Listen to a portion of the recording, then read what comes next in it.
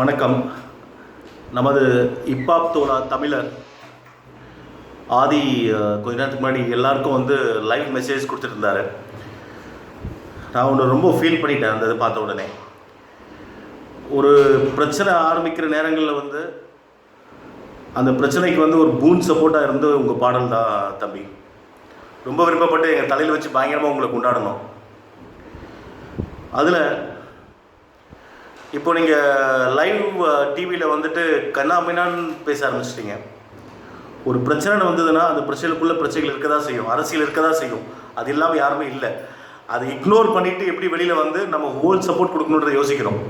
நீங்கள் பாடின பாட்டு மூலமாகவும் நீங்கள் அங்கங்கே போயிட்டு வந்தது மூலமாகவும் நிறைய பேர் உங்களை தலை வச்சு கொண்டாடிட்டு இருந்தாங்க. நானும் ஒரு சின்ன பையன் இப்படி இருக்கிறாரு அப்படின்ட்டு கொஞ்சம் கொஞ்சமாக டெவலப் பண்ணிட்டு இருந்தீங்க. நீங்கள் தலைமை தாங்குங்கன்னு சொல்லலை, நீங்கள் அதை பண்ணுங்கன்னு சொல்லலை, இதை பண்ணுங்க நாங்கள் சொல்லவே இல்லை. பாஸ்ட் ஹிஸ்ட்ரி ஆஃப் இந்தியா நீங்கள் எடுத்து பார்த்தீங்கன்னா நமது பாரதியார் இதே தான் பண்ணிகிட்டு இருந்தார்.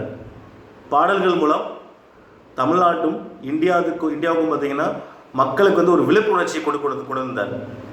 அப்போது இங்கே இருந்த கவர்மெண்ட் அகெயின்ஸ்டாக இருந்த கவர்மெண்ட்ஸ் அவரை தேடாத இடங்கள் கிடையாது, அவர் கொடுக்காத டார்ச்சர்ஸ் கிடையாது.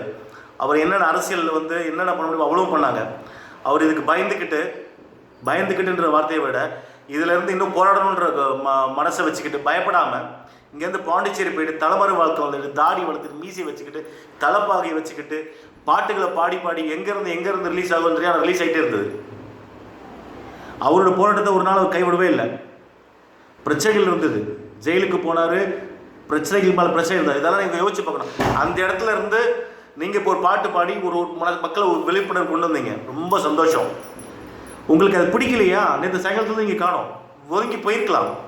சைலண்ட்டாக ஒதுங்கி போயிட்டு வேடிக்கை பார்த்துருக்கலாம் மக்கள் என்ன பண்ணுறாங்கன்ட்டு.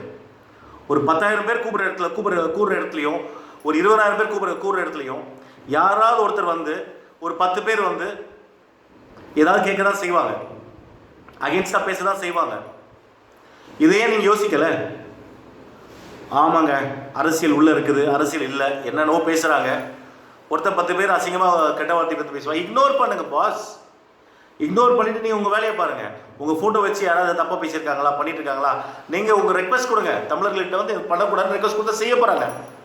அதை விட்டு பப்ளிக்காக லைவாக நிற்கிறீங்கன்னா அது என்ன அர்த்தம் எனக்கு புரியல. இதை பார்த்து எத்தனை பேர் கன்ஃபியூஸ் இருக்காங்க தெரியுமா? இது நல்லதில்லை. நீங்கள் ஒதுங்குறீங்கன்னா ஒதுங்கி போயிட்டே இருங்க. போராட்டங்களுக்கு எத்தனையோ வருடங்கள் கழித்து மக்கள் ஒன்று திரண்டு போராடிட்டு இருக்கிறாங்க. அவங்க உணர்ச்சிகளை கேவலப்படுத்துற மாதிரி யாரும் இருக்காதீங்க.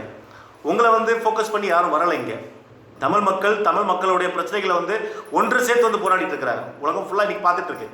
அது கெடுக்கிற மாதிரி ஏன் இந்த மாதிரி பண்ணுறீங்க? திமுக அதிமுக எல்லாருமே இருக்கிறாங்க, போகிறாங்க, வராங்க. அதை பற்றி ஒன்றுமே இல்லைங்க. இது தமிழ்நாட்டில் இருக்க மக்களோட பிரச்சனை நம்மளோட கலாச்சாரம், நம்மளுக்கு உண்டான தமிழ் கல்ச்சர் இந்தியாவில் இருக்கிற பல பேருக்கு தெரியறதில்லை. ஏறுதல்லாம் என்னன்னு தெரியல, ஜல்லிக்கட்டுனா என்னன்னு தெரியல. ஆனால் ஸ்பெயினில் போய் பாருங்கள், ஸ்பெயினில் இருக்க எல்லா என்டையர் கண்ட்ரி மக்களுக்கு அது என்னன்னு தெரிய வரும். சரிங்களா? இதை நம்ம இந்தியாவில் இருக்கிறது பல ஸ்டேட்ஸ் இருக்குது, பல மொழிகள் இருக்குது, பல மக்கள் விதமாக இருக்குன்னா பக்கத்து ஸ்டேட்காரனுக்கு இல்லை மேலே இருக்க ஸ்டேட்காரனுக்கு என்ன இருக்குன்னு தெரியாது. புரிய வைக்கிறோம்.